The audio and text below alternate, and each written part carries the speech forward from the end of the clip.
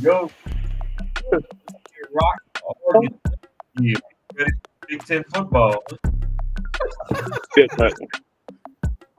Oregon or Miami, Gary? Who's gonna have a better year this year? Oh, Oregon. He's the coach, man. Unfortunately. Until Cristobal All right. gets fired, Gary. Is that the deal? Oh, that's a dream. That's what I want for Christmas. Man, Carson Beck down in Miami. We'll see. But looks like Rob is instigating, man. Rob is the Draymond Green of the show tonight. He's just Yes, he is. you know what I'm saying? hey, I sent y'all that picture today of Draymond Green and Dennis Rodman. What did you say? 374 technical fouls between all of them, between both of them. 374 technical fouls in this picture. You need to add Rasheed Wallace and man, that'll take Oh man, that'll put you over 500. Oh, yeah. That might put you over 2,000. We should look that up. The most technical fouls, man. We are excited, everyone. America, welcome to another amazing edition of Talking Sports the 12th. Man, we got a great crew. We got a great show tonight. Rob is coming up, just celebrating his birthday. Hope you had a great birthday, Rob. Oh yeah, And we got to take 25 some time. again, baby. Rob was getting blitzed. On Wait a minute, you say 25 again? Yeah. Shit, a lie. I don't care who tell it. I'm going to steal your whole line. Hey, JQ, man, why you gotta mess it up, man? Listen. No grace. What you mean? Why I gotta mess it up? You mess up every chance you get. We are having some Well, fun. stealing my thunder, man. 25, man. Come We on. missed you, fellas. Hey, let's dive in and go around the horn. We love the shout outs and we love the uniforms and all that fun stuff too. So first and foremost, got to give it to JQ. How you doing, my guy? Oh man, I'm good. I'm gonna save my rant for later on ridiculousness that they have happening for the Fan Fest here for All Star Weekend. I was super excited to be able to, not have to travel for once for the All Star Game. And they are, to me, the lineup is not good, Atlanta. I don't know how you do this. We can talk about Atlanta now. Yeah. Well, yeah. It's not good, man. Marcy is asking, where is JQ? Where's Waldo? Waldo is on 316 headed home. There it is. I can't wait to dive into that too, JQ, man. Just kind of poorly executed if you're the Braves, man. You talk about the worst time to play bad, to have no All-Stars. I mean, you're hosting it. That would be the time to get as many All-Stars as you can. Obviously, Kuna's in there. Chris Sale's hurt, so that's not fair. Jokes profile. I don't know what else happened with him. It's not good, man. So not a good representation. You know what? We can just go get into it. No Chipper Jones, no Glavine, no Smokes, no Maddox. They've got 4 days of Fan Fest, right? It's one of the reasons why I go is you can go take pictures. They have the autograph sessions, right, where you can see the legends and talk to them and kind of hang out with them. How do you not have those four? Andrew Jones is here, and I would give him credit for that. But again, no Glavine, no Smokes, no Maddox, and no Chipper Jones as part of the festivities for the Braves, and you're hosting the All-Star Game? Come on, man. Come on, man. You got to at least have Terry Pendleton. Terry Pendleton, it will be around, and so will Daryl Murphy. But no Chipper and none of the big three pitchers that define the era. Yeah, that's not good. They must have other things happening, but still, it's not a good excuse. 100%. That's terrible. Terrible. We'll talk about that too, JQ. And we'll keep, in the words of Charles Barkley, we'll keep that in mind too, because silently and secretly, Andrew Jones has been doing some managing. I know it's way, way, way, way, way too early, but that would be a good one. He's one of the next managers of the Braves. I'm just saying, man. That's a little subs for me too. But anyway. Yeah, no. Look, Andrew Jones is trying to get into the Hall of Fame. Good stuff. All right, my pups are Let's have some fun. Let's go around. Rob, how you feeling this evening, sir? Man, doing great, man. Even in Boise, Idaho, I was able to get some asparagus tonight and last night. Oh, my goodness. Hey, yeah. Everything's smooth, man. We can get the desires of your heart even when you're traveling. So life is good. Nobody said, let me go on a place that serves asparagus. Yeah. It's funny. Idaho, man, they're known for their potatoes here, and I've been traveling to Boise quite a bit since January, and I've yet to eat some potatoes. So I got to make that happen at some point. Sacrilegious. Yeah, you're supposed to have al gratin and julienne potato. You're supposed to have everything by now. Everything, sweet potatoes, you name it, man, everything. So at some point, I'm not sure if I'm gonna get it in on this trip, or maybe the next one. Oh my gosh. Gary, save us, man. Like to get up in the Oregon here too, my guy. I don't know how to. His life desire is asparagus. How do I top that? Listen, it's hard. It's wow. Asparagus, LSU. I like asparagus too, but that's just weird. You're weird, Rob. Love you, Thank you, man. I appreciate that. Coming from you, I'll take that as a compliment, Gary. It is coming from me. Gary, Absolutely. there's a couple things, Gary, that makes them work. What is it? LSU, the Yankees, North Carolina, and asparagus. There's a couple of things that that's kind of. I know what order it's in too. No. Listen, because asparagus is first, which is wow. It's above LSU. I know. Oh man! Shout out. Who was your guy that sent the video to the John Gruden? That was hilarious. Yeah. One of my colleagues. He got me good with that video. I don't know if JQ and Gary had a chance to watch it, but oh man, that was classic. But we're gonna have some fun really quickly, gentlemen. So we missed last week. I hope everyone had a good holiday. Let's dive into a couple of topics here. We're gonna talk about how to find us, where we're at. Same thing, the same signature. Always follow us. We're at Twitter, which is at the number 12 THMAN Sports. We're on Facebook, which is our Facebook page, which is facebook.com/Talking Sports with 12th Man. Or if you put in 12th Man Sports, you will find us in that arena.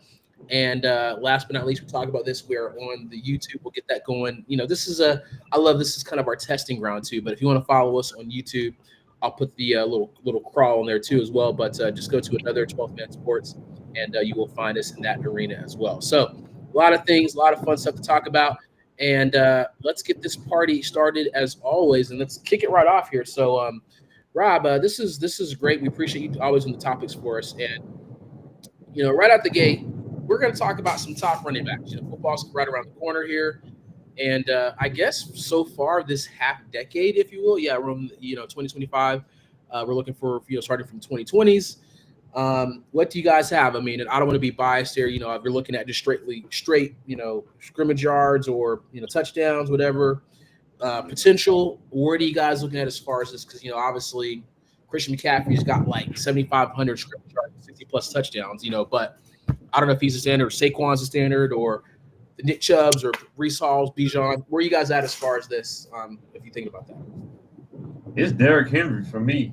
Yeah, I'm gonna say anyone. Yeah.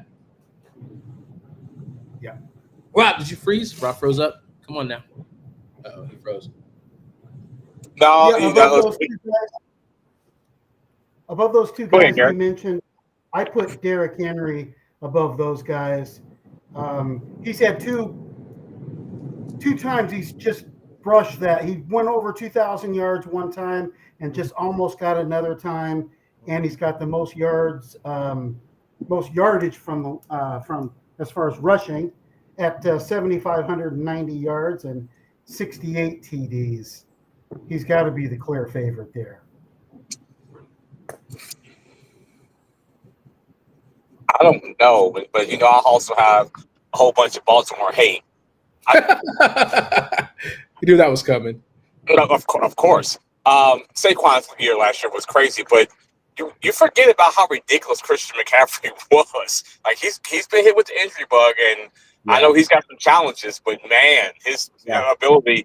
The reason why I would lean more to Christian McCaffrey is because he can run and catch the ball. Where Derrick Henry's, again, a pure down here runner. You don't want him to be in open field because he's going to stiff arm the hell out of you. So I'm not going to take that away from him. With that dual threat of not knowing how they're going to get the ball to Christian McCaffrey. So we're at the point where we argued about it, like, should he be paid as a running back or a wide receiver? And it was a legitimate argument of like, you can pay that dude as a wide receiver. Right. And that is a good point. I'll definitely give you that. That is a good point. And if you look at their yardage, it's really close. But those two guys are clearly the best. The only reason I said Derrick Henry because it just seems that he's been more durable. That's why I put him in front. But my thing about that though is that is he able to be more durable because he's taking better care of himself, or is he more durable because on third round?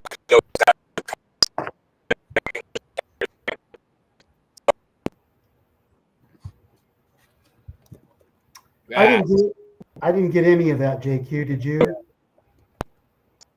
Dre, did you get any of that? Yeah. Oh, wait. Yeah, hold on. Can you hear? Yeah, you're just kind of going in and out too, so that's okay. We'll kind of wait until you get a little more settled too, man. But I think Yeah, all right. I will say this though. Yeah, go ahead. Okay, we can hear you now. Go ahead. What's your thoughts? No, go ahead. You got it. Go ahead. Well, what I was going to say is, I think what you were getting at is, because Derrick Henry has been more of one-dimensional, and when he gets out in the open field, of course, he's gone. So is he taking the same punishment as Christian McCaffrey, being a runner and a receiver? Is that what you were getting at?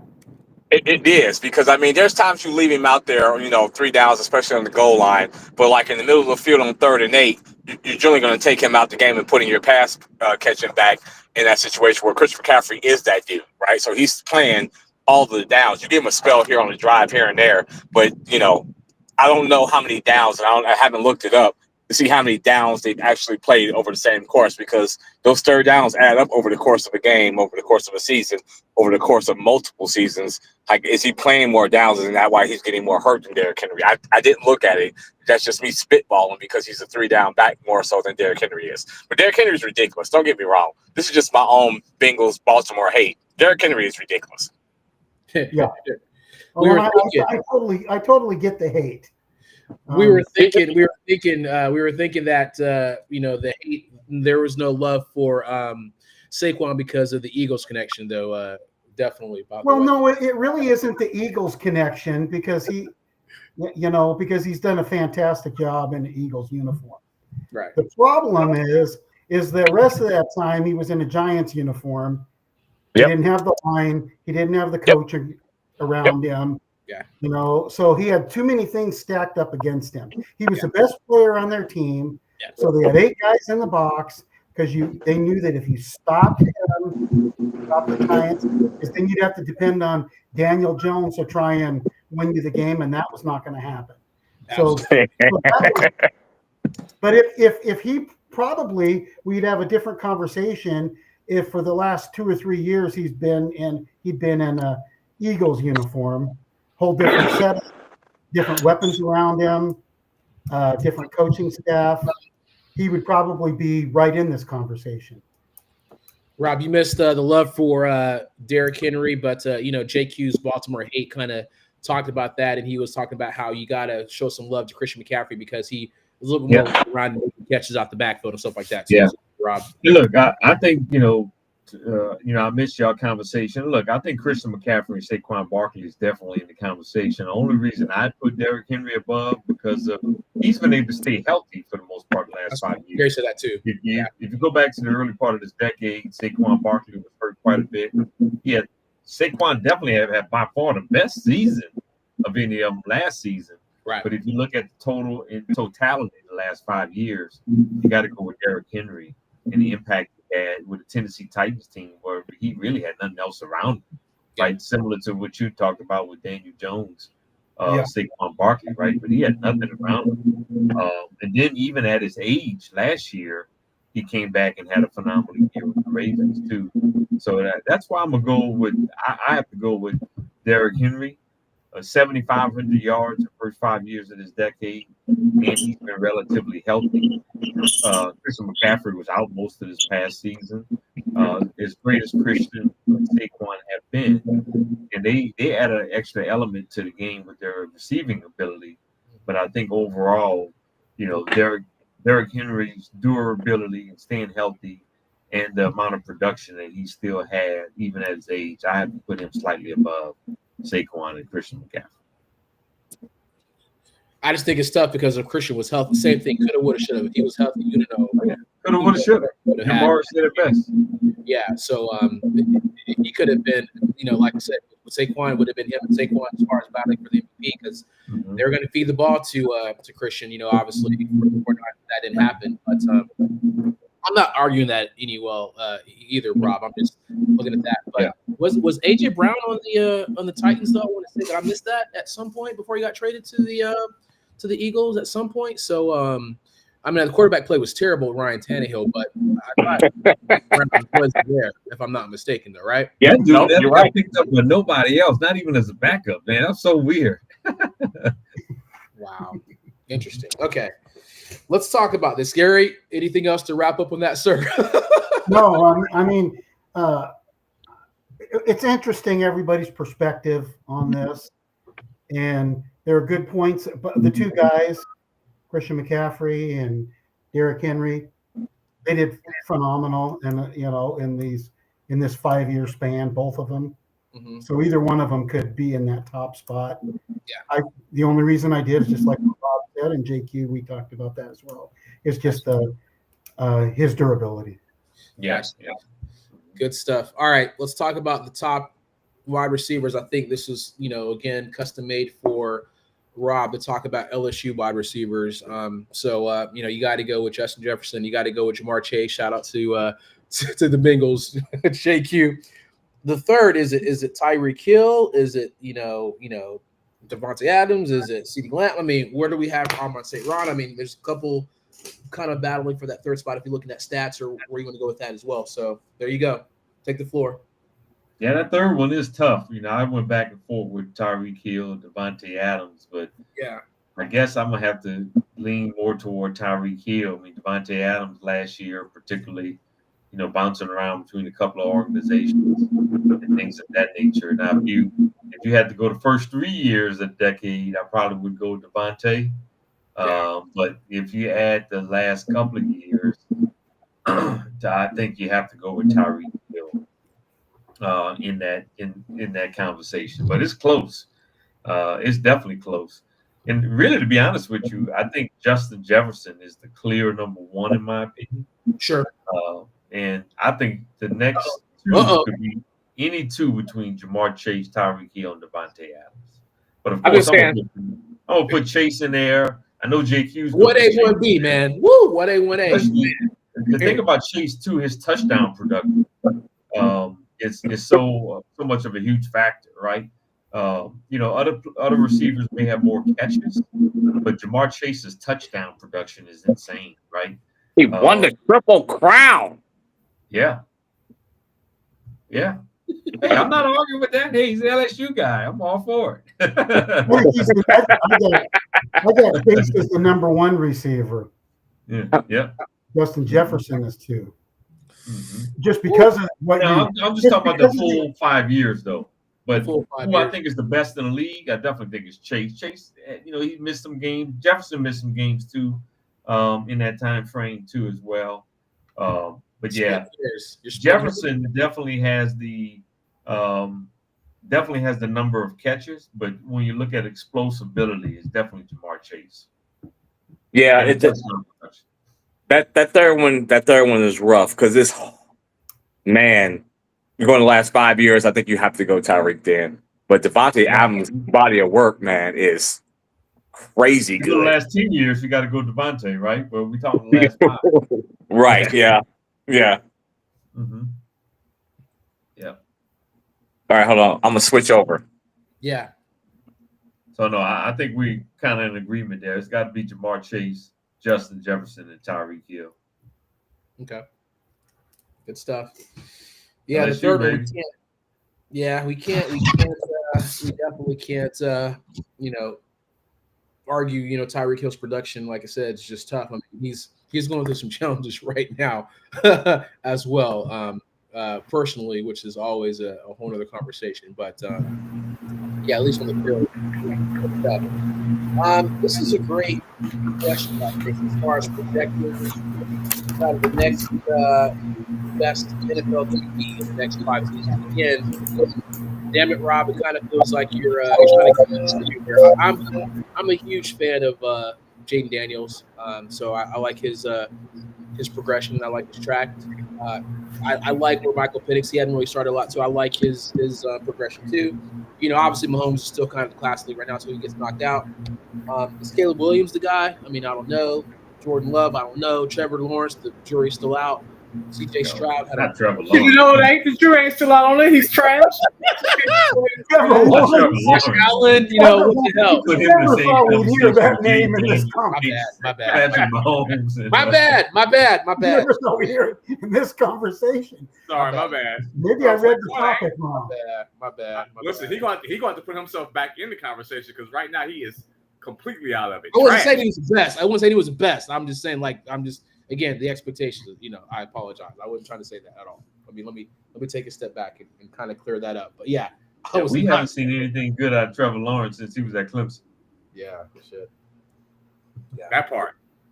Yeah. All right. Well, I just had enough to make a break. You know what the answer is? You know what the answer is. You know what the answer is. It's okay just to say it. Just go ahead and say it out loud.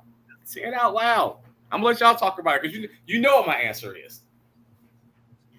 Patrick Mahomes. For shit. Lamar Jackson, You don't want to hear none of those things. Jalen Hurts, Josh Allen. You saw it, right? You saw what Spagnuolo told him, right? He said, outside of that dude that we have on our team, you're the best in the league.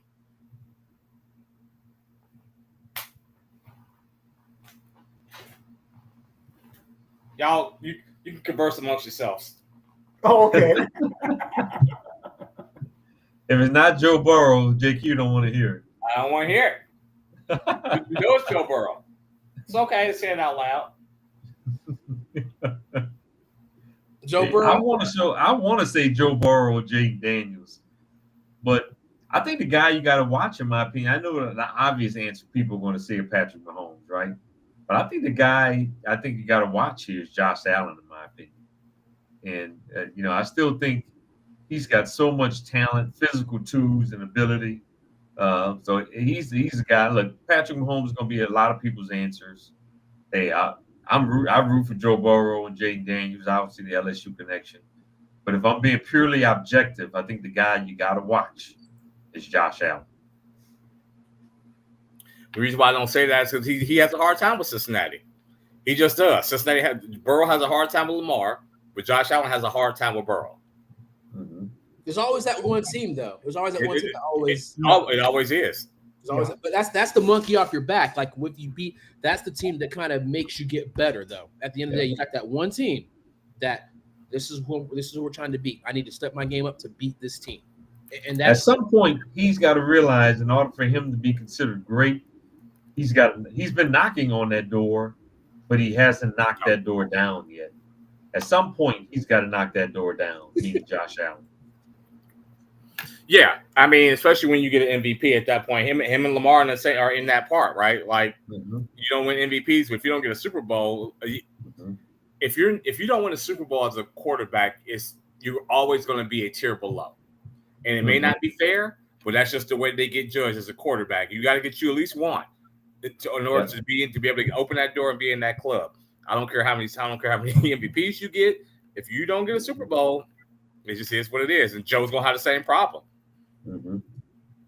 Yeah, Josh hasn't even made it to the Super Bowl yet. So yeah, it's just a great quarterback to judge. He's got to watch, in my opinion, because he's got all the physical tools. Yeah, he's got all the talent in the world. Rocket for an arm. He's got the legs.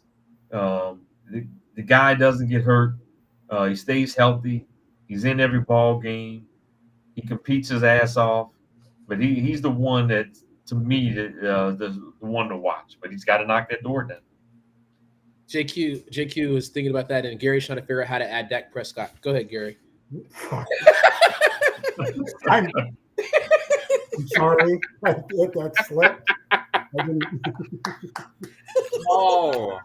I mean, you can put Lamar Jackson in the same conversation as far as I'm concerned with Josh Allen, and I think that Joe Burrow is a better quarterback. It's going to it's going to take more than just all those tangibles that you talked about, Rob, with the Bills or with any team or with Cincinnati or with Baltimore. It's going to take timing and health, a little bit of luck to get there, like we've talked about.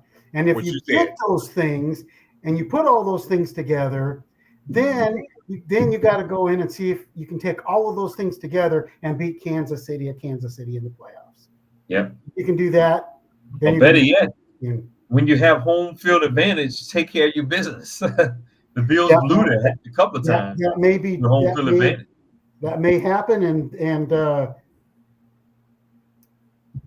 they let Kansas City come in there and beat them 1 year. They let Cincinnati come in there and beat them 1 year. When you have home field advantage, you're supposed to take care of that kind of business. Can we say it out loud, though? We also have to get to a point where the NFL just don't have Kansas City have their own refs. Listen, I know you got to take care of your business, but there's also, we have seen it, there are whole highlight reels of Kansas City getting calls that nobody else gets. And until they solve that, it may not even matter. Well, that might not change until Travis Kelce and Taylor Swift breaks up. Yeah. Well, listen, as long as they're dating and as long as Travis Kelce's in the league, they want to get that extra female audience, just Taylor Swift. I'm just saying. They was doing that before they was dating. Now you're really throwing some stuff in there. For real, man. They was doing that before they was dating. That's what I was like, yes and no. They have their favorites, and they get a lot of benefit of the doubt calls. I'm just gonna leave it at that. So once they got to the Super Bowl, the NFL was like, okay, just call a fair game. We got them here. That's all we need. I don't think they could have mattered because they would have had to cheat real hard because Philadelphia just kicked their ass. That's what I'm saying. Yeah. I don't know if you could help them in that situation, but if you let them stay in the game, well, they're gonna get the calls. Well, Philadelphia beat them on the offense and defensive lines. Yeah, they just could not protect Mahomes, and he finally looked human. You know, he had that pass rush. It got to him. It rattled him. All those things that you see other quarterbacks have to go through. So many times early in his career, Mahomes looked like he was what? He looked like he was a video game out there. Yeah. Well, you know, that Chiefs offensive line was kind of suspect all year last year. Just that the Eagles and it caught up really was the team that kind of exploited it. Yeah. Can't pay everybody. Yeah. I guess we're going to talk about, obviously since, Rob is in Tampa and all that fun stuff here, the huge injury to Tristan Wirfs. This is a huge blow to the Bucs. They lose their best lineman, protected Baker Mayfield's, blind side. JQ shaking his head. I think it's going to be. You know why? You know what I'm going to say? I'm listening. I didn't mean to interrupt you. I was going to look up their schedule. Go ahead. I'm sorry. So he's going to miss the first couple of games. Looks like at least a minimum of 4 games. Huge blow.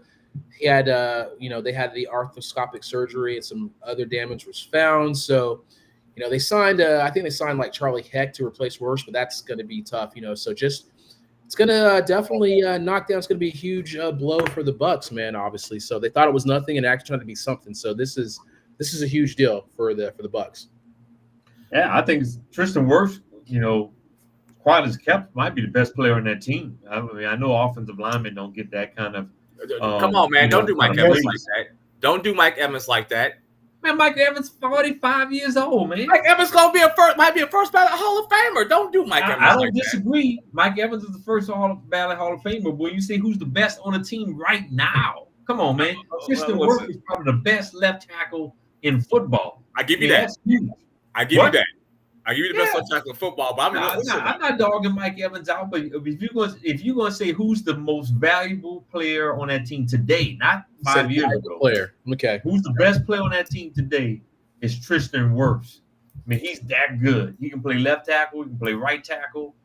He's probably one of the best offensive linemen in the league. Period. Right? That's a huge blow. I mean, that really is. Well, and that's what we were talking about. We were talking about the luck factor. These early games. Yeah. All of a sudden, now you've got maybe your quarterback, Baker Mayfield. Maybe he's going to revert back to old Baker Mayfield because he's going to be running for his life. Yeah. And that first 4 games of their schedule is not easy. right? I mean, they could possibly win 2 of those games, but I don't see him going. I don't see him going more than that. But they could possibly lose all 4 of those games too. Right? No, they're not. They just stop that. They're not going to lose to the Jets. They're not. They're not going to lose to the Jets. I agree with that. Thank you. Yeah. So the Eagles is a loss. The Eagles is a loss. Yeah. So that's 1 win and 1 loss we can agree on. The other 2 are toss-ups. They could be 2-2. They could be 1-3. But the reason why I shake my head at it is that they are in a murderer's row of a division. And I'm sorry, Saints and Falcons fans, but 9-8 or 10-7 still might win that division. You start looking towards the end of that schedule. The Panthers, the Panthers twice in the last 3 weeks. The Falcons and the Dolphins and the Saints the last 5 games, and then the Cardinals, depending on if Kyler Murray is not playing Call of Duty, if he's actually looking at game tape, they just got to stay in the mix. I'm going to say this. If he only missed 4 games, the Bucs still win the division. Okay. They still win the division. If it start getting to 6 games or more, then I think the division is wide open. I just think he's that good. I know. I agree with that. I think he's got. I think at most it can be a month. That's fair. That's fair. Yeah. I think if he missed 4 games, I still think the Bucs are a clear favorite in the division. When he does start getting to 6 games or more, I think the division is wide open. I just think he's that good. If he come back, they haven't gone 1-3, and Baker Mayfield isn't scared of his shadow again. You trying to say that's a loss versus the Falcons, JQ? Is that what you're trying to say? I'm saying that y'all might be in trouble. Listen, if we're talking about it, the Bucs probably have the best wide receiver group in the division. I'll give you that. Okay. I'll give you that. Then they got like 3 running backs. Right, like their skill set on offense is really, really, really good. That's something like that. If you kind of Tristan Wirfs plays a huge role in that, though. Say what? Tristan Wirfs plays a huge role. He does, and I agree with you that you have to slide the protection in the first month of the season. It can't go to 6 or 8 games because you're going to fall too far behind the 8 ball. But if you can go 2-2 in September with what they have on offense, and you get him back, I still think they win the division. I'm with you, Rob. Some time. It's still time for him to get back. I mean, like it's still open. I mean, like I said, to me, it's not to pick. I'll take the Bengals if they lose, Mims, or Orlando Brown in that first month or 5 or 6 games in that division that we're in, they can't afford to go 1-4, 1-5, or maybe sometimes even 2-2 or 2-3. Right. Because that division is so rough. But that the NFC South is very winnable. And that's one of the reasons why I say that or if it was the NFC East, you can't have that kind of injury in the NFC East and have to play those division games in the beginning of the season and feel like you're gonna be able to come back in. I think it's just the division they're in. You have that luxury to be able to in both South divisions, the AFC and the NFC South. You have a little bit more leeway, is all I'm saying. It's no shade. It's just what it is. No, it's facts. Man, you talking shit. Man, come on, man. Yeah. Get that bullshit, man. Coming out hot, man. Got OJ cursing, man. You making him mad now, man. we gotta be honest. It's for the show. I'm with you, but like I think definitely we'll see what happens. Obviously that shit show with Kirk Cousins. We don't know what the hell that was. Obviously we're still trying to figure this out, man. It's gonna happen, man. Because I got high hopes, man. We at least had somebody that could throw the ball, man. So again, Andre, on the bright side, the Braves are beating the A's 6-0 right now. Man, they got their ass kicked 10-1 yesterday. That was just nonsense, man. Inside the park, like what the hell's happening, man? This is terrible. We're Braves, man. I don't even know, man. And he was cursing about the Falcons, cursing about the Braves, man.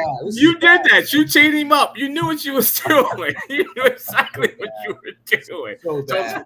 Like you didn't know. You got every single one of us to cuss. That's not right. Oh, Rob. I learned from Gary. Gary's the number 1 habitual line stepper. You ain't no good. You cheat that man up. You knew what you was doing.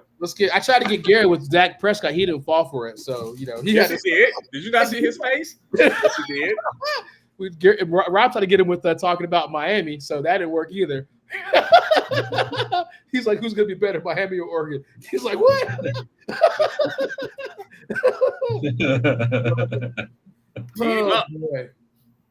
Moving right along. So we got some college football nuggets to talk about. I do want to get to some NBA and obviously the Major League Baseball All Star Game is coming up too. And there's kind of a 2-part thing here. We're talking about kind of the proposed model here as far as the playoffs here. the 5-and-5 model, and then I'm going to tie it together as far as the preseason polls, because I want to talk about that really quickly because 2024 shows some flaws, right? Because Florida State was snubbed, they were undefeated. That's a whole other conversation. Does that kind of preseason bias lock in top teams too early, and then does it like make certain things obsolete? I guess is the question. But there's so many things to talk about, man. But I'm trying to be brief as far as that. And the new, 5 champs in, 11 highest at large. I think we had like 4 SEC and maybe like 3 Big Ten last season that happened. There's a lot of different things that could come. Oh, we have more than that. Crazy. And that would be a regular thing. Yeah. Listen to me very carefully. We all know where this is going. It's going to the Big Ten SEC Invitational. People can be mad about it, but follow the money. Those 2 conferences are winning the most, spending the most money, have the biggest budgets for their bigger schools. Yeah. NIL, just athletic department budget. So I understand it sucks for the ACC. Sucks for the Big 12. But that's where it's headed. You're just happy to be a part of this. Everybody else is what they're doing. So be glad, because I can see it getting to a point where they just exclude everybody else and just say it's just us, and then we might invite you. That's where it's headed, unless something radically changes for those other 2 big, Power 4 conferences.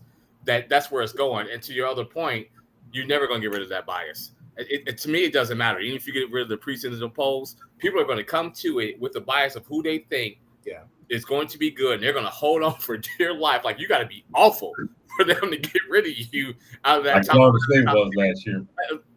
What did it take? 3-4 weeks before everybody was like, "Well, shit." It was not good.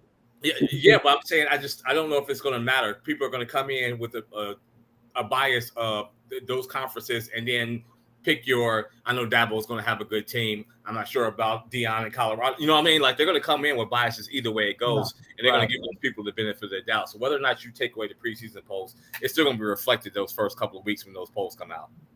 Yeah. Going to the 5+, obviously I'm happy that they changed the seeding process for this year's playoff, right? Because last year they gave the top 4 conference winners the top 4 seeds, right? And that's the wrong idea, right? I think we got to do the seeding similar to the way they do the NCAA tournament in basketball, right? Now, I don't have a problem with the top 5 conference winners getting automatic bids, but you have to seed the teams based on who are the best teams, 1 through 12. That's how they should be seeded. So I'm happy that they made that move for this season. And then going forward, looks like all indications are they're going to have a 16-team playoff, 5+11. So that means your 5 conference winners, your group of 5 best team, and then after that it's just your top at-large teams, right? Whether they're a lot of them going to be SEC, a lot of them going to be Big Ten. You might get a second ACC or a second Big 12 team in there. That might be the most you're going to get in there, but you're just going to have to put in the top at-large teams and make it for that 16. So I like the reseeding this year, and I like the model for the 5+11 if they go that route. And I like the idea of getting rid of the preseason polls. They don't matter, right? I mean, we got to wait. We got to see teams play at least a month before we can start really seeing, who are the best teams in college football, right? I can't remember where Florida State was ranked preseason last year, but that team was god awful. I mean, they were pathetic. Man, who was that quarterback? DJ Ugunleye? Yeah. He got naked pictures. Of somebody. Your mother. Well, listen, I hear what you're saying, but even in those preseason polls, and people saw how bad they were, and they still hung on to it. Week 1, week 2, week 3. I just don't think even if that changes, they're gonna be like, "Oh, they just had some bad luck. It was hot. It was stupid. Stubbed his big toe." Well, they still gonna find their own biases to keep them where they want to keep them at. That's why I'm saying I don't think it's gonna matter. Well, I think and basically what I mean, the Big 12 got rid of preseason rankings this year. I don't know if you guys know that. So every other conference had their preseason rankings and who the favorites was. So the Big 12 just totally did away with that this year. So I hear other conferences are thinking about doing the same thing. But I think overall, the top 25, why do we need rankings in the first month of the season and we haven't seen these teams play, right? And I know, and I get your point, JQ. I mean, you're right. I mean, you're going to have biases. The Ohio States, the Alabamas, the Georgias of the world, the Oregons, the LSUs, all those teams are still going to be the teams that people think are going to be the favorites. But why do we have to rank them without seeing them play? But you know why? Because of the money. They try to get them in. The Big Ten and the SEC ain't gonna get rid of that. You know why? Because all that stuff is going to settle by the season end, JQ. I understand that, but if I'm the Big Ten and the SEC, I want you, Mr. Voter, are going to be in the room to think Ohio State is where it should be at this point. Oregon, LSU, Georgia should be in these points so that I get them to not fall down far as much if they stub their toes, so they still get in, so we get the money from the playoff. Listen, I will get on here and say I was wrong if the Big Ten and the SEC get away from that. But if I'm them, I'm trying to persuade you, Mr. Voter, to keep them up there so that they get a better chance to get into the playoffs. So then we get more money when they make the playoffs as a conference. I just don't see them getting away from that. Well, I think my point is this. Look, the polls it's exciting, right? Week 1, number 1 against number 4, right? Yep. You know what? But we put those rankings on there without actually seeing those teams. Like, yeah, I get it. It adds to the excitement factor of the game. But you can't tell me if Ohio State loses 4 games and they started the season off number 1, that they're going to keep them in the college football playoffs because they started the season number 1 with 4 losses. That's not going to happen. They're not going to make it to the playoffs with 4 losses. Well, now, come on, like that's over the top. 4 losses? Like, no, not 4 losses. Yeah. But if it comes down to 2 losses, and now we're arguing getting in with 2 losses now.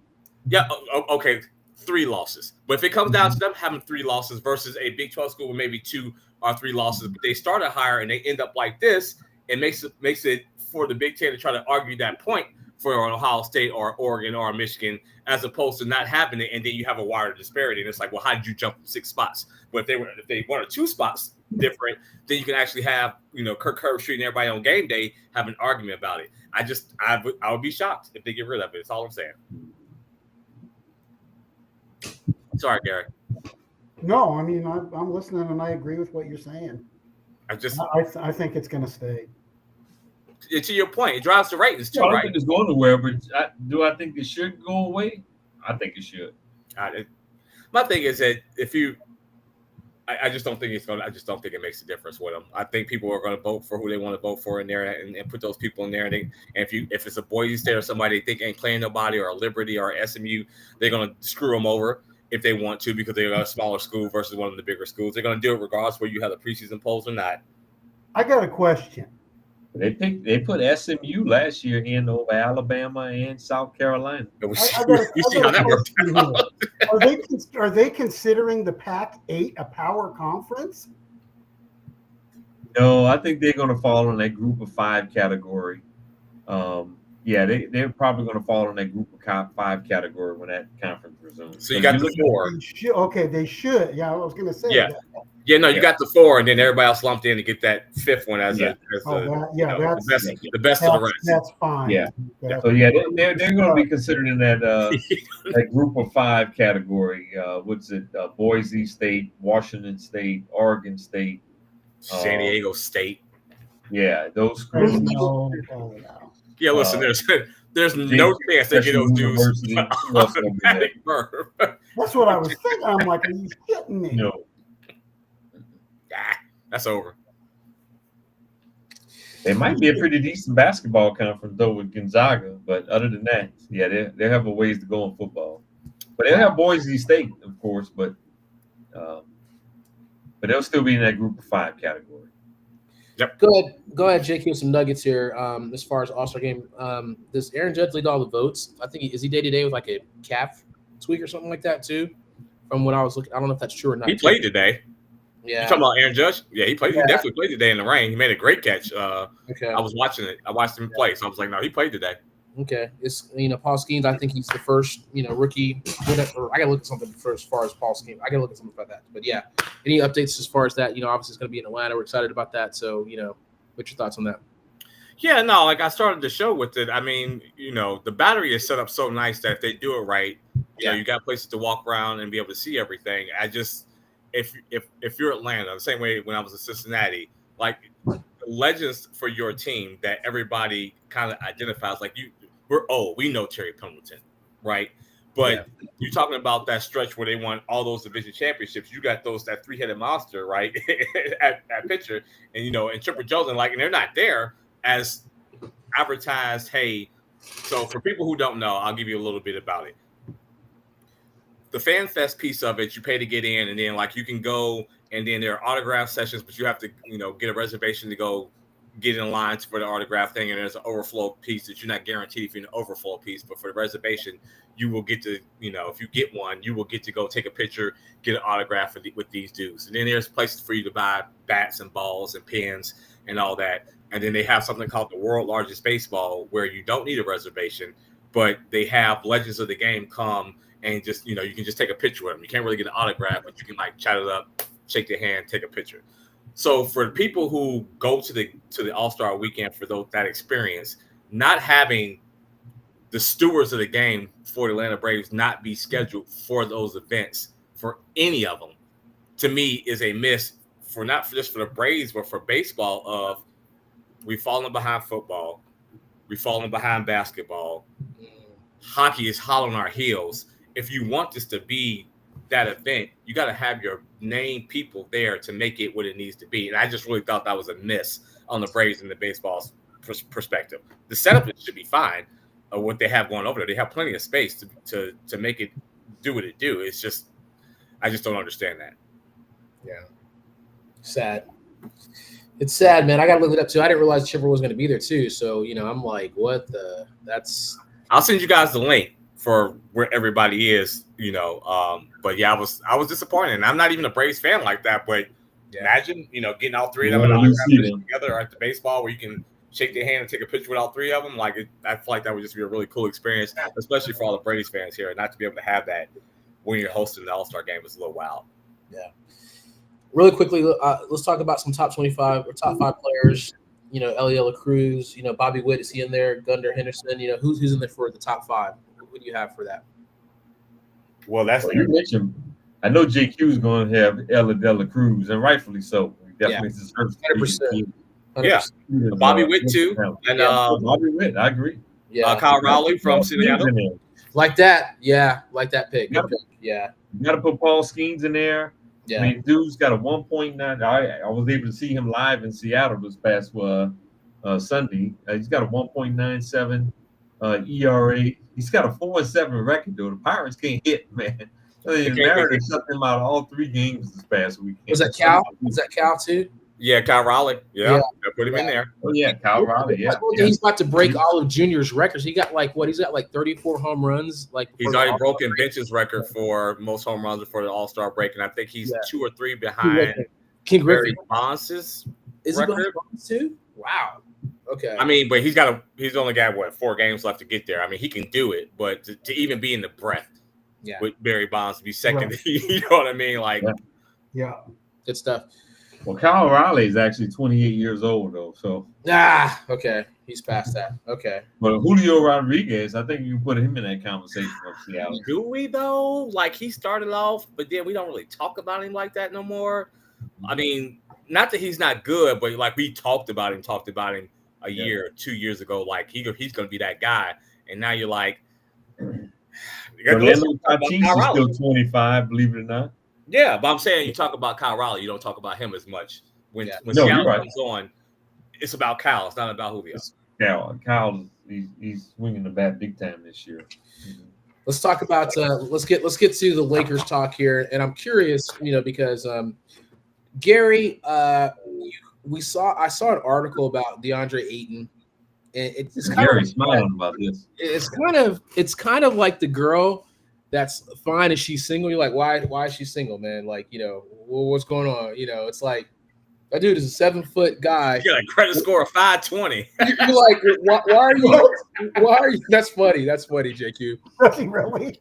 You're looking like this with DeAndre Ayton. This dude is #1 pick. He's in the same draft class as Luka and Trey, and you're like, what? Why are you? We've heard about the rumors about him, just being showing up late for team practices and whatnot, and just getting throwing tantrums for being pulled out the game, and just now sometimes you wonder if Chauncey was like, hey, I can make it work, but then you're like, yeah, I'm done. So you're kind of looking at him like kind of sideways, like, bruh, what's going on? Why are you a free agent, man? Sorry, JQ. I just got questions. No, listen, all fair questions. Because as a 7-footer, he's going to have a lot better talent around him, so it's going to disguise some of his stuff. But he's not going to be any savior. He's going to be just a body. That's all he's going to be. He averaged double-double though, right? Did he average like 15 and 10 or something crazy like that? 14 and 10 with the Blazers. Yeah, he averaged like double-double. Yeah. And that's all he needs to do with the Lakers. That's all. If he gives the Lakers 15, 10, and 3 blocks, I think they're a better team than they were last year. No doubt about it. He'll have one game where he scores a lot of points, and he'll have 30 points and 15 rebounds, or 28 points and 14 rebounds. And then when he plays somebody that's significant at the center position, he tends to fall back into his, fit throwing, stupid fouls, things like that. This is what I saw. Here's the deal. I know LeBron James has a lot of haters, and some of it is justifiable, right? But I guarantee you, if LeBron is still a Laker next year, he's going to get the best out of DeAndre Ayton. I can guarantee you that. LeBron gets the best out of anybody that's played with him. Yep. I mean, I believe I saw the interview with Luka and how much he learned from LeBron last year about keeping his body in shape. And, Luka talked about how LeBron is the first one at the gym and the last one to leave. And, so, I mean, that's the kind of thing that Luka needed to see, right? And now all of this is what I don't get, though, about Luka. He's been in the league for 7 years. I'll get off this bum center you got. You can have him. I'm a bum. But Luka has got all the talent in the world, and he's been in the league for 7 years. And now people are saying, like you just said, Rob, well, he's going to go to LA and LeBron's going to show him how to get in shape. He's a professional athlete that's been in the league for 7 years, and he doesn't know how to get in shape. He doesn't know how to develop his defensive skills. He doesn't know any of that shit until his age when he's playing with LeBron. I'm calling bullshit on that. Yeah. No, look, I agree with you. As a professional, you should have self-motivation. Okay. Well, wait a minute. But only thing I'm going to ask to the three of you on this show, I think all of us was 19 before. All of us was 21 before. All of us. I was married at 20, so you might as well just throw that out the way. I was very mature. All of us. So. Luka Doncic is 26 years. Luka Doncic is 26 years old. Now just go back. And I'm not making excuses for Luka. Everybody maturity, comes at different stages in their life, right? But I know y'all saw the video when the Mavs made it to the finals and Luka had the beer in his hand and Michael Finley snatched out his hand. Luka was bringing cheeseburgers to the practice, man, for the Lakers. Yeah, but okay. So as the Laker fan here, you're right, but you also got to take a step back. You're 100% right too, Rob. But you also got to think about the results that Luka was getting doing what he was doing. He was 15, 16, 17 on offense finals in Europe and being a monster. Coming here, making the finals, making the Western Conference Finals. Like he at one point it was like, well, why should I change when I'm still getting really good results and I'm young? Nobody's really winning the title this early in their career anyway. But look how far I am making it, doing what I'm doing. So it's hard to tell a young person. That's fair. To your point, Rob, we've been young. To say, hey, change your ways, but you're seeing results that other people ain't getting. Like, well, good luck with your diet, bro. You're still at home in the first round. I'm still playing ball. So that piece of it I get, but he's at the point now when you've been traded. When you were the savior for the franchise and you've been traded because of those things are eye-opening. Me for Ayton, to me, it's a win-win for the Lakers because you're getting somebody on a decent deal. You're already having to pay LeBron and Luka. And if you are DeAndre Ayton, this might be your last chance. You've Yeah. run out of options, bro. You have run out of excuses. You could say, you know what, things went south in Arizona. Bill and Booker and Durant didn't get along, so I didn't care anyway. Then I got shipped out. Chris Paul was in his ass though, JQ. That's why he was good. He was in his ass. He was, but then LeBron's gonna be the same way. But when you go to Portland, and it's not no shade, when you go to Portland, you know you're not getting ready to make the playoffs. So your thing is, I'm getting paid, and it's dysfunction around me. They bringing all these young cats in. I don't have that structure that he probably needs, as a young man. So. But the league is looking at you like, okay, what's your excuse now? We are giving you LeBron and Luka. After the Lakers dump him, what team in Europe do you think will pick him up? Listen, he's going to Taiwan. He might not even make it to Europe. He might not even make the Europe team. But that's my point, though, is if this doesn't do it for you right now, then I don't know what to tell you. But everybody's going to say, if I was the Lakers, knowing you needed a center, I would have taken a flyer on him too, given the fact that I'm not running any plays for it. You rebound, we're gonna throw you some lobs, you're gonna get some putbacks, you might get a play run for you here and there on some low management games for Luka and LeBron, where he might get a chance to get a little shine through 82 games. But for the most part, you are out there to play defense and rebound and be the third and sometimes the fourth forward, but really the fourth forward because you got Austin Reeves. So if not now, when for you, DeAndre Ayton? And that's where he has to. Moore is a solid shooter too.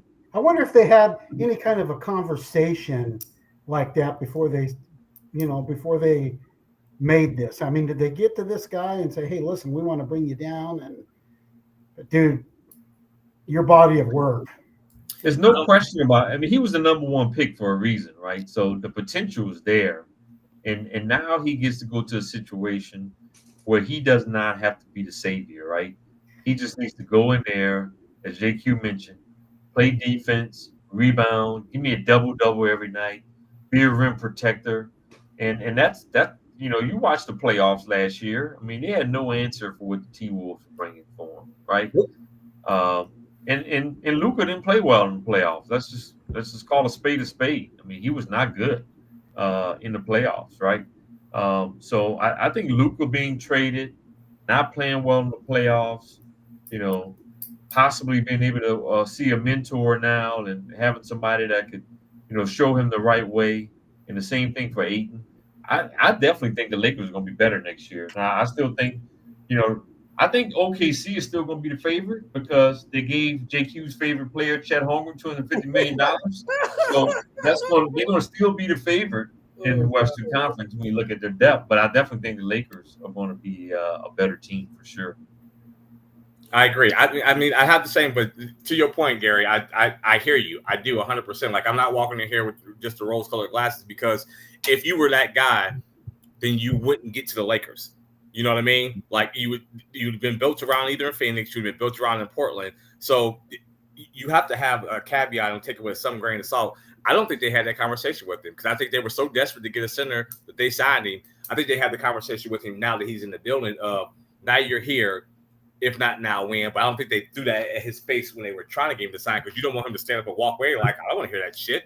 And then he goes somewhere else, and then now you don't have a center. I don't think they were in the luxury to be able to say that up front. But now that you're in the contract. But you're a Laker fan, so this next season, I'm going to be curious. I'm going to be texting you back and forth, and I'm going to say, hey, look at this. Look at this stat line.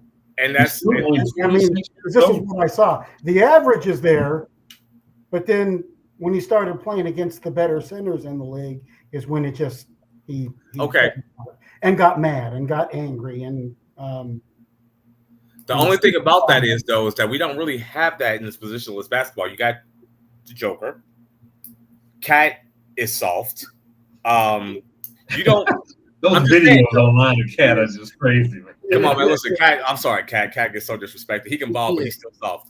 I'm just saying though, but like you don't have the David Robinson, then have to play King the next night, and then have you know what I'm saying? Like you don't and then Shaq. Like you don't have that level of center coming at you in waves like you used to have. So I hear you, but you know you're gonna have some games with the Joker.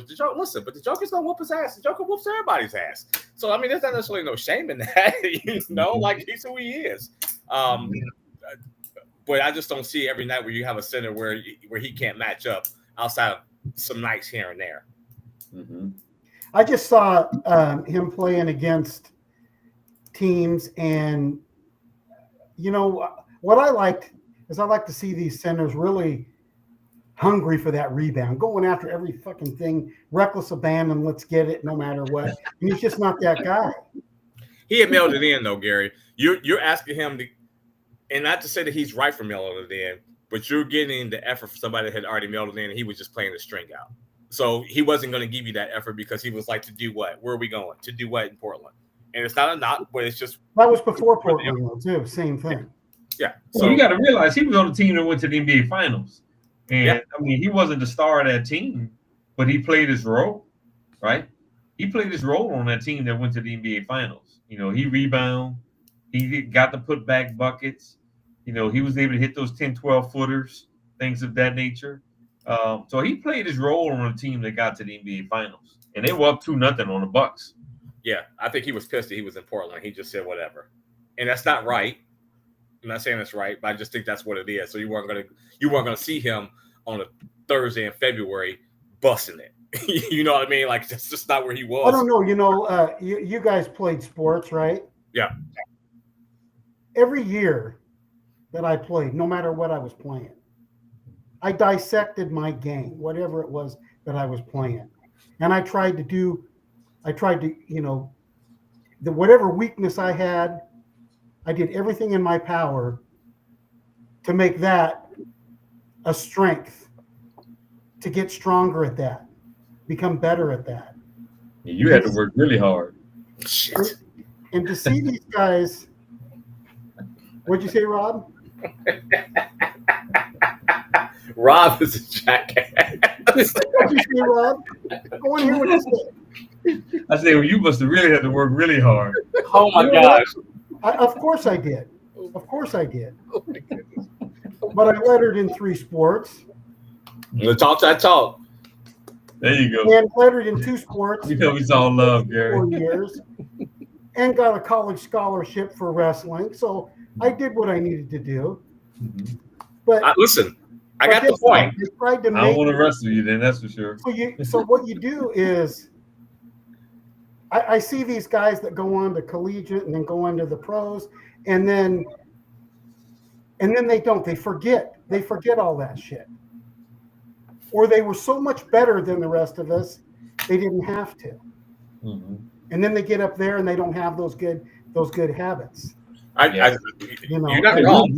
And that's what drives me crazy with a guy like Luka. Could be the best player in the league if he did perfect his defense. Yeah. And I don't think Luka's going to ever be a great defender. I mean, no. I think what you want out of Luka is at least be somewhat effective on defense. He'll never be a great defender. Yeah, no, don't be a turnstile. Yeah. Mm-hmm. Exactly. Shout out to Jill too. Jill wanted to give you guys some love to Gary and Rob too, by the way, too. So I don't know. Yeah, shout out Jill. Say hi, Gary and Rob. I'm gonna say damn us, Dre. Yeah, for real. Like we chop liver over here. Who are you guys, man? Hi, Gary. Hi, Rob. If you're watching that, I'd like to introduce you to Andre and JQ. I'm just kidding. No, yeah. Jill said, "Okay, now I want to see you guys wrestle." Oh man, this is awesome. Oh man. Hey, let's wrap this up here. I want to talk about a couple things.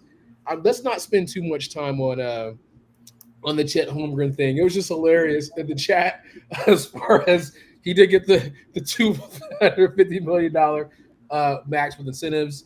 He's only 22, so again, 17. What do he average, like 17 and 9 or 8 in the playoffs? That core stays together. I think that's kind of what it was. JQ, wait a minute, he averaged 17 and 8 in the playoffs and got $250 million. Hold on. He's young, man. Hold on. I look at this. I got to check this. This was a little bit better than DeAndre Ayton. Listen, I want America to understand. We had a chat about it. This is not JQ with hate on Chet Holmgren. This is not what this is. I'm just of a certain vantage point of, to me, a max contract, $250 million over 5 years, should be reserved for a superstar. Shea gets that money. Giannis gets that money. Luka gets that money. You know what I mean? Like those players that you come into and you're game planning for. You're not really game planning for Chet. Chet is getting his off of what Shea and now what Jalen are doing. And I just think in 2 or 3 years, you're going to look up and say, man, we are paying somebody $50 million a year to give us 17 and 9. When you could get DeAndre Ayton off the scrap heap for $5 million and get the same thing. That's all I'm saying. I just think it's an overpay. So who would you rather have of those two players, Ayton or Holmgren? Who would you rather have? I would rather have Holmgren, but I don't want him for $50 million a year. 50. 5-0. Thanks, Joe. We love you all. That's all. I appreciate you, Joe. I just 1, 2, 3, 4, Yeah, 5. Jill, we love you too. Thanks for tuning in. Hold on. If you want to give me 15, maybe even 20, you can talk me into that. You can't talk me into 50 for Chet Holmgren, bro. I'm telling you, in 2 or 3 years, hopefully we're still doing this and doing it on a bigger platform. You're gonna say, damn. I'll say, man, that's just too much for somebody that you aren't running any plays for. Salary cap's gonna go up, JQ. Salary cap's gonna go up at some point, right? This shit ain't gonna go up that hard.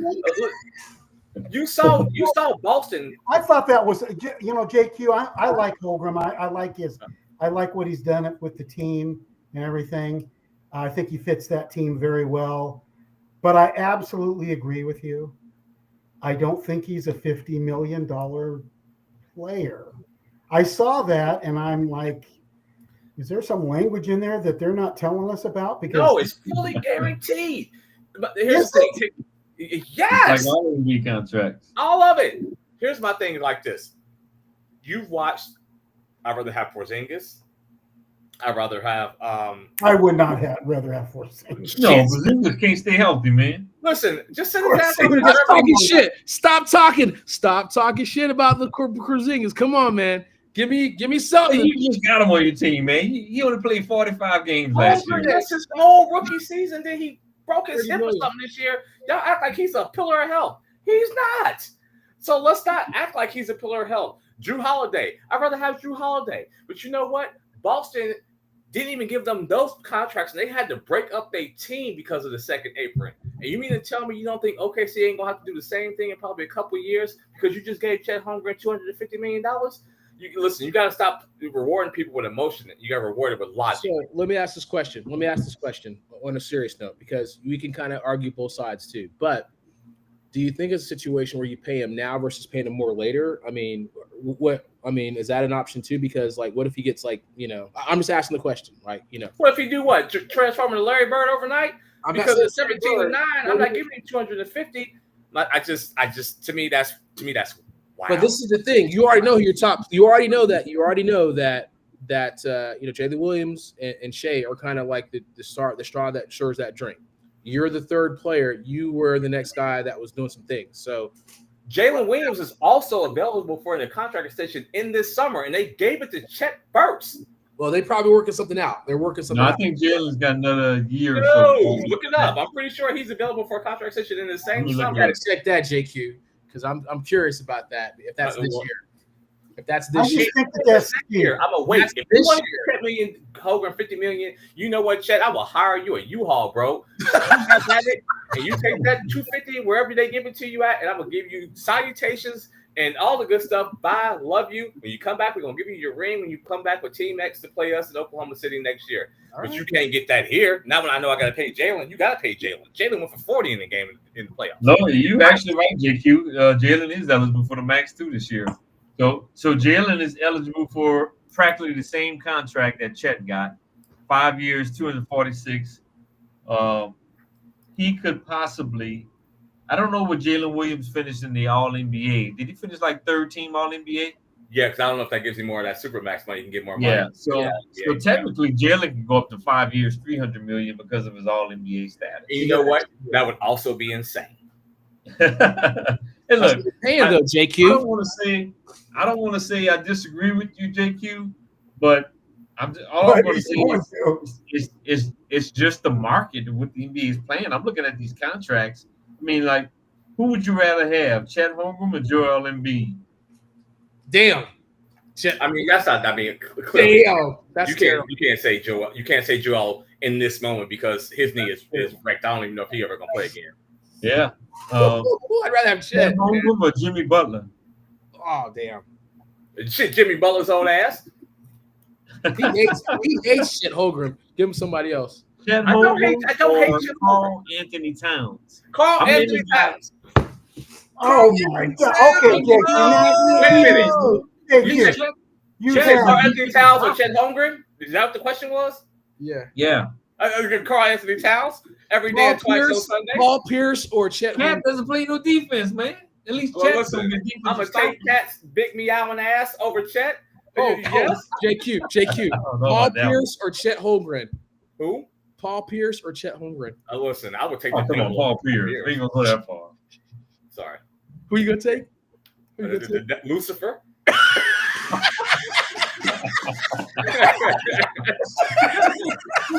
But I think. Oh man. wow. I thought Chet had a chance there. He had to think about it for a minute. I thought Paul George or Chet Holmgren? he said Lucifer. Why do you keep trying to give me these old broke down dudes?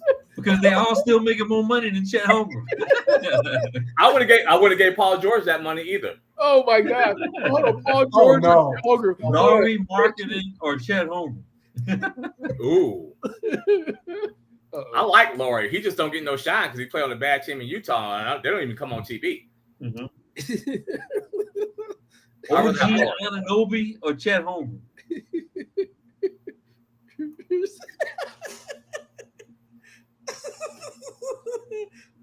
Oh God! Now, if you don't see Chet Holmgren, man, you need to think that like, come on, man. You're not gonna take OG Anunoby over Chet Holmgren. I don't like the structure of these questions. Yeah, The reason why I like the structure of these like I questions said, JQ, No, I'm not no. disagreeing with you. The sound of these contracts are crazy, but that's just the market, the way they're going for, man. Okay, but just because you make a bad decision giving somebody one, don't mean I gotta make a bad decision by giving somebody on my team the same contract because So you made a bad basically, decision. what I'm saying is either OKC's got to pay him if they want to keep him, or somebody else is going to give him that deal. Listen, I told you. Somebody else is giving that same money to OG Anunoby. I'm gonna give him a 25-foot U-Haul. I'm gonna help him pack all his shit. Yeah, but I'm not. But if you giving want to him keep your $50 million. championship core together, somebody's giving that. Somebody's paying OG Anunoby more than they're paying Chet Holmgren. And that's also a mistake. That doesn't mean I'm not saying it's right, but I'm just saying if you want to keep your core together, Chet can leave and go get the same amount of money somewhere else. This is why they're not a team. I wouldn't have given them that money either. And the reason why somebody's gonna give it to him, Gary. Somebody's gonna pay him that money anyway, though. That's the point. That's fine. That's fine. We've got draft picks down the road. We can make up 17-9. Franz Wagner or Chet Holmgren. Listen, talk about it. How many picks they got over the next 5 years? You can't get another center to give you 17-9 and save $250 million. Yes, you can. And he's a stretch five too. Chet is a very proficient 3-point shooter too. Yeah, he is. And keep in mind, I think if Chet didn't have Jalen and SGA, I think he could be a 20-point scorer. That's what I was saying. Trailblazers? One more 3-pointer, and he's a 20-point scorer. Oh my gosh. Yeah. But 20-plus point scorer. Yeah. That's what I'm saying. Like, you know, and he's a defender too. He's an elite defender. If he can guard you on the ball and he can be a rim protector. If Chet Holmgren was your number one option and you tried to fill in around him, that team wouldn't win 35 games. I don't disagree with you. I don't. So that can't give you $250 million. You put around him. But if he's your number one, that means you don't have an SGA and a Jalen around him. Maybe a Jalen, but definitely not an SGA. They don't win 35 games. You think Larry Markkinen is a number one player? No, he's a number two. Yeah, but he's the number one player on the Utah Jazz, and you're absolutely right. So Chet will be Larry Markkinen, averaging 25 points a game if he was on that kind of team. And I wouldn't give Larry Markkinen's ass $250 million either. Boy, JQ is he's getting it. He's getting paid more than Chet Holmgren. Listen, that's a mistake. That's my only point. Is just because somebody else makes a mistake, I'm gonna let y'all make the mistakes as the other GMs. 250 for me is 250. Are superstar money. Look, I don't disagree with you. All I'm stating is that's just the market right now. That's what these guys are paying. And if you want to keep a championship core together, it seems like you're gonna have to overpay. But my thing to you back is that Boston wanted to keep their championship core together, and that shit lasted a year and a half. Well, they knew second April because they gave everybody that money. And that second apron. Because if Tatum was not injured, this would be a different conversation. They would have paid for the second apron if Tatum wasn't. That's not what he said. When he did that press conference, he said the second apron is a very real thing, and this is why we got rid of these players. He had to say something. Man. I agree with Andre on this one. I disagree with you. On when Tatum got hurt, they said there's no chance of us winning the title next year. That's right. So we're not going to pay the second apron. That's exactly Okay. So you mean to tell me that if you got Tatum missing a year still, you got Jaylen Brown, who you gave $300 million to, both of them over here in the ring, and Drew Holiday, you can still make noise. You tell me you wouldn't just wait a year if you really thought that? If you got the money, these owners are billionaires, damn near trillionaires. Like, oh, come on, they could have paid the apron if they wanted to. I think they looked at that bill when they sold the team. And they said, "Shit, this second apron is for real. We got to get off of it." And I think that's going to be OKC in a couple of years. We're going to have this conversation, and y'all going to laugh at me, but that Chet Holmgren contract is going to be an albatross. Mm-hmm. Hey, they usually are at the end of the on the surface, I agree with you. Chet is not a 5-year, $250 million player. But, I mean, I just gave you a bunch of guys who I think we all can agree are not as good as Chet Holmgren, and they're getting it. So it's just the price of the market, man. Listen, I'll let his ass go. I'll be out there drafting me a center every year with one of these first round picks. So I got me another one. So I'm about to pay him $250. Hey man, you mess up the continuity of a championship team, right? And hey man, they can be homeboys in the offseason.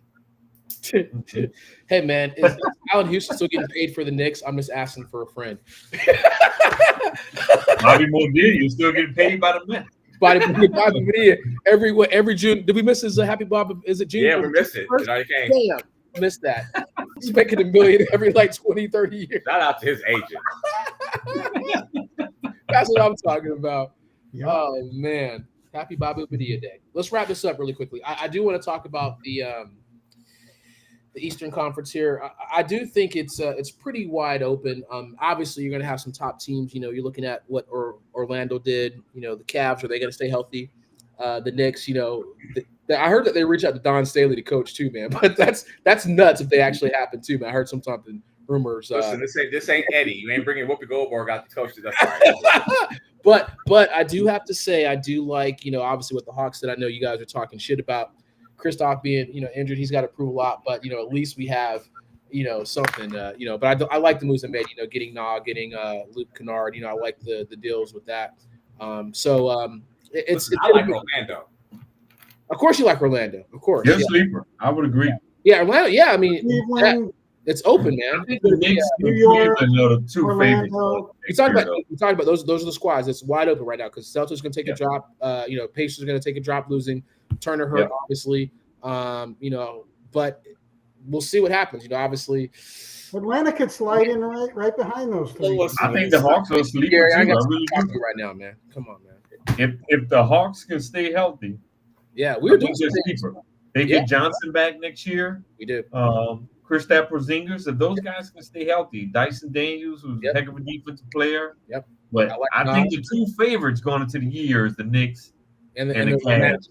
Okay. I like the Mike Brown hire personally. I think he's unjustifiably gotten fired twice. I didn't think he deserved to get fired on either one of those occasions. Sure. And I like what the Knicks did to improve their bench. They didn't have all they had on the bench this past season was Mitchell Robinson and Josh Hart, and they got some more depth. They got Clarkson. I like Abu Seli, the Frenchman, who was with the Sixers this past year. I think he gives them some ruggedness to compete coming off the bench. And there was somebody else they got. You got Clarkson, Jordan Clarkson. Yeah, Jordan Clarkson. I like that move. Y'all stop talking yourself into Jordan Clarkson. They did shit. Hey, off the bench, man, he's going basketball, man. He got more. He gonna have more tattoos than he got points. Y'all stop that Jordan Clarkson talk. I wouldn't say he was a second coming. You see somebody come off the bench, But again, Ray, give me your points. How many games do you think they're going to win this year? Who, the Knicks? Atlanta. Oh, you talking to me? Yeah. I like Atlanta. I like us winning 60 games at least. Okay. 60 games. Okay. Okay. You know what? I don't Okay. mean in the You know next what? 2 seasons. I just meant next season. Yeah, come on, man. See, if we can't have an honest conversation, then we can't. What we doing? Okay, come on. Games. Come on, Dre, man. I was just pissing off Gary because he's always talking junk to me. He's always talking junk to me. No, I'm asking you because I wrote a I number don't know down. if you seriously. I don't know if you seriously messing with me. That honestly. No, I wrote a number You better down. go back to Bob Pettit when it was the St. Louis Hawks, man. Right. Listen, I give him 48 games.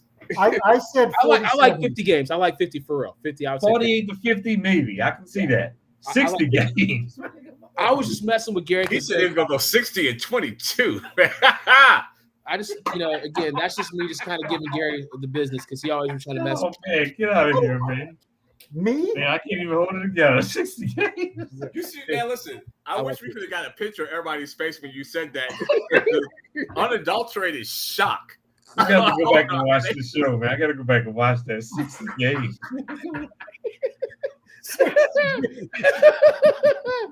Wow. I think the Knicks and the Cavs are the favorite. But hey, look, Donovan Mitchell's got the James Harden syndrome, man. He can't get past the second round of the playoffs.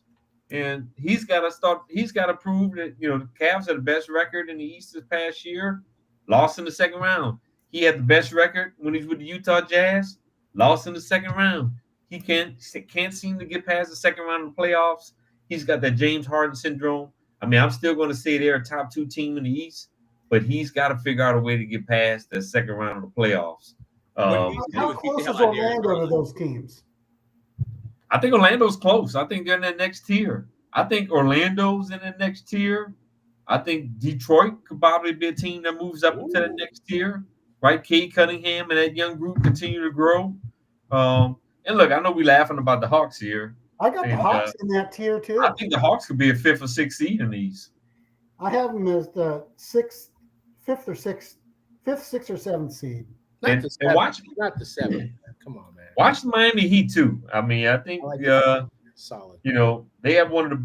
You can say what you want about Pat Riley. He's still one of the best GMs. They have one of the best coaches in the game, and Norm Powell, man, he had a heck of a year this past year, man. They just acquired him. To go with what they had James Harden and Kawhi Leonard.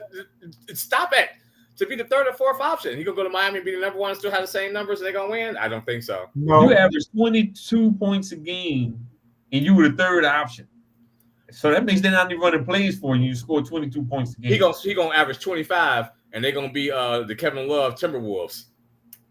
I'm just saying, on the Chris Bosh Toronto Raptors. That's what they're gonna be.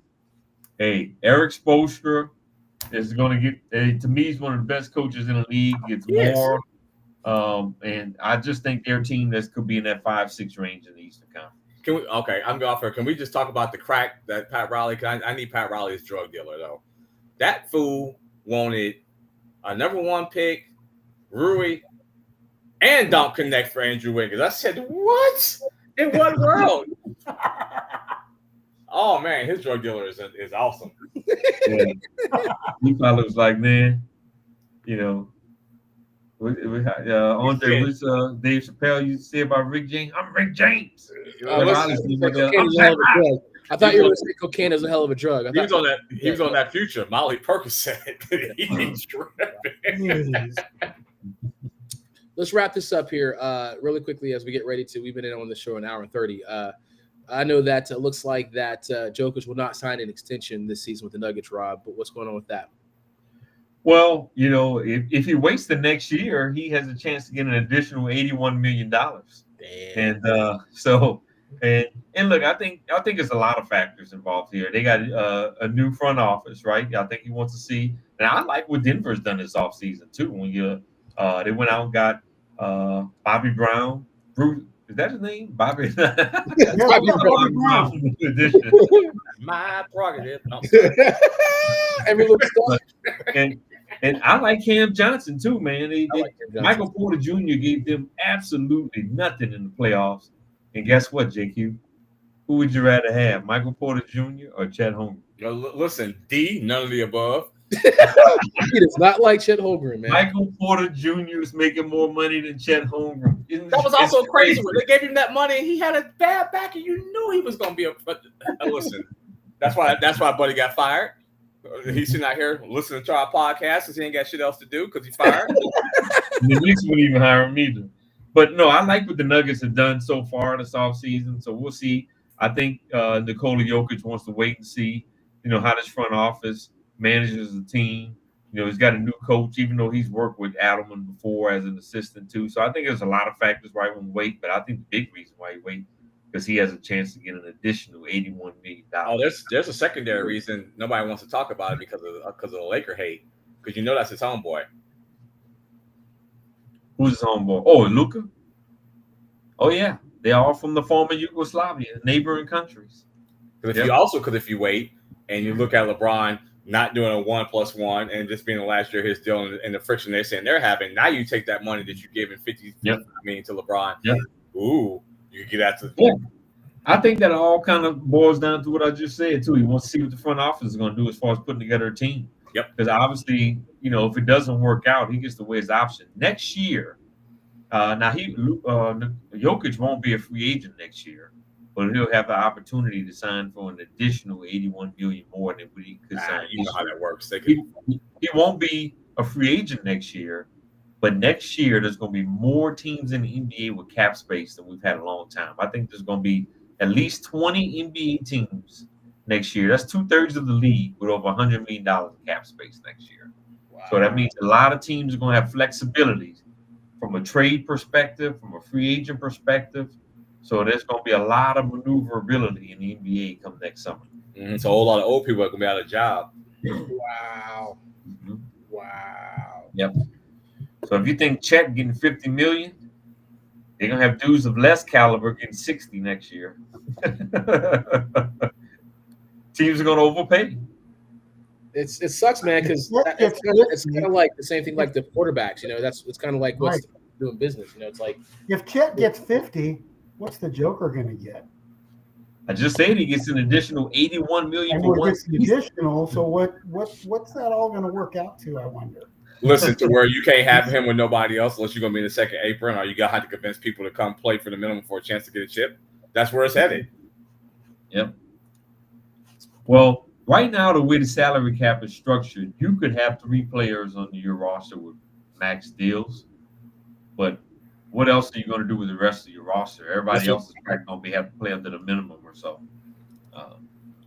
So that's the key. You can afford 3 max players on your roster. Yeah, but they're going to need the 4 of us to round out the roster because they ain't going to pay nobody else. So, yeah. And Gary's good for 6 fouls. Damn right I am. He wrestles. Damn right I am. He's Charles Oakley over here. I'm going to wrestle you around, man. Oak tree. That's right, man. I ran into him at the Atlanta airport. Don't run into him too hard. He'll fight you. Yeah, man. I was walking around in Vegas on Monday night, ran into Russell Westbrook. Oh, did you really? Wow. Yeah. Wow, look at you. Big time. Oh, yeah, that's big time. Big time. That ought to be one of our topics next week is big time, Rob. Stories about. No, that's JQ. JQ is the baseball All Star Game connoisseur. He's a connoisseur, man. I wasn't with Tom Brady at the Delta event. I wasn't with Magic Johnson at the Delta event. I know somebody on this call who was, though. His name ain't JQ. Get out of here. Just gonna put that out there. Did he sign deflated balls and everything for you guys? Did Brady sign deflated balls? I would have went up there and said, I don't know. What do you think, Tom? It's too heavy. It's too heavy to throw. Come on. All right, gentlemen. It's been acting like Karl Anthony Towns, huh? Oh my goodness. It's been a fun night. Any last things y'all want to talk about before we wrap up another edition of the show? I want to say to my relative, Les Johnson, get well soon. He's in the hospital. He's having some heart issues up in Wisconsin. Les, if you listen to the show, you watch it tomorrow, Hey, get well soon. We love you, brother. Yep. Prayers are with you. Yep, you're well. JQ, man, I thought we lost you, man. 'Cause your video was frozen. It was just like a frozen smile. Yeah, I don't know what's going on. I'm sitting here on hardwired, so I don't know. Yeah, let's get out of here. I know JQ said he's got a lot of things happening for tomorrow and everything like that too, man. So it's been a good day. Seriously, you know, I gotta say I was joking about 60 wins, so don't get on me. You know, Man, go back. So serious. You actually believe. you know, I'm tired of getting beat up on sometimes, man. It's all the time, man. You know, He actually thought the Hawks were gonna win 60 games. he just said how many games. I said for the 60. season, how many games the Braves were gonna win. He probably said 140. No. Thank you, Joe. No. Thank you, Joe. No. I'm not that rose-colored glasses. The Braves are a shit show this year, man. I don't even know. You should have saw that coming. We didn't. Georgia Tech gonna win this year in football. I mean, I would like for us to get 60? 6 wins. I like for us to get 6. 60? No, we'll see. No. 6? I like for us to get 6. That's it. I thought you were gonna say more than that. I'm lowering expectations. I don't know what to expect right now. So Okay. because then I'm too optimistic if I come out of the gate and say, oh, we should be 9-4, you know. So Gentlemen, I've got to get my beauty rest. yeah. Good night, everyone. We'll talk later. Thanks for tuning in, everyone. Jill and Marcy, thanks for the feedback. Good night, Good night. Marcy. Good night, Joe. Good night, gentlemen. Night. Good night.